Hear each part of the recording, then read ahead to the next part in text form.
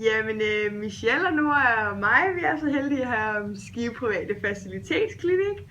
Og der er jo selvfølgelig de her 7 regnskabsprincipper, som enhver årsrapport skal indeholde.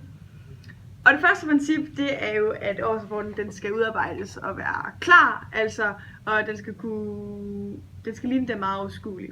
Og i forhold til vores, allerede så da vi åbnede den, så kunne vi se, at der kun var 13 sider, og det gjorde også allerede der, at det var meget let overskueligt i forhold til nogle af dem, for eksempel fra Coop, som vi arbejdede med tidligere, som har haft over 200-300 sider.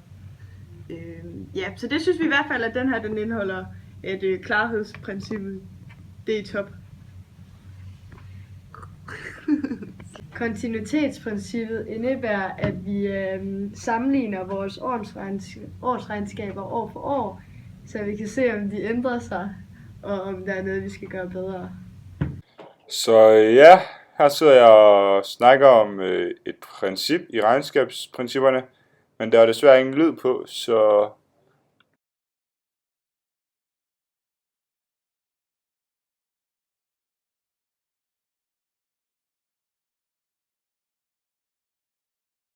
Jamen i forhold til de her regnskabsprincipper, så er der nogle ting, som enhver årsrapport skal lade være med at lukke øjnene.